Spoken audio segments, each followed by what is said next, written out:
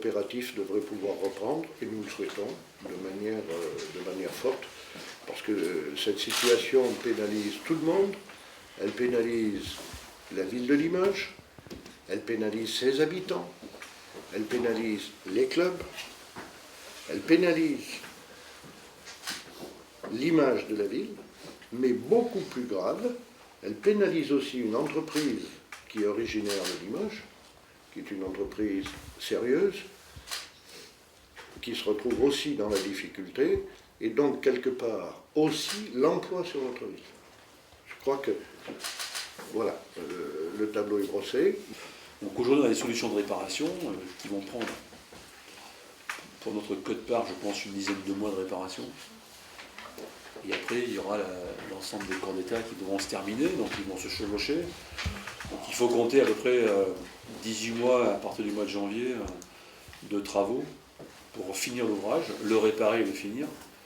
Donc ça sera une livraison en juin 2018. Et la ville veillera, comme elle le fait depuis le début, à ce que ça coûte le moins cher possible, voire rien du tout au contribuable.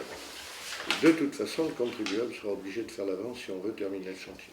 J'ai demandé à FH de nous faire le meilleur travail possible, au moins cher possible, pour que là encore, nous n'ayons pas de surimpact au niveau des finances. Les finances de la ville sont directement et gravement impactées par les emprunts qui ont été faits pour une espèce de pyramide surdimensionnée par rapport à l'usage qu'on en a.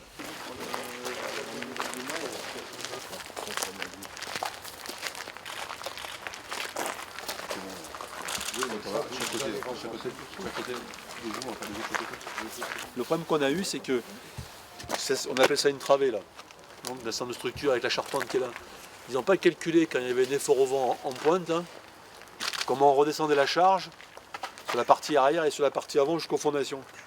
Et en fait, ça, on appelle ça modéliser en informatique. Et quand on modélise l'ouvrage, on calcule les centres de charge très complexes qui nous amènent jusqu'aux fondations. Et il manque des éléments de tirant métallique qui ramènent l'ensemble des charges aux fondations. Donc pour l'instant, à partir du moment où il n'y a pas la couverture et qu'il n'y a pas de tempête, il n'y a pas de micro-fissure et de fissure parce qu'il n'y a pas d'effort. Et donc on va remédier à ça, que le jour où il y aura une tempête ou des éléments forts, ça résiste aux normes actuelles.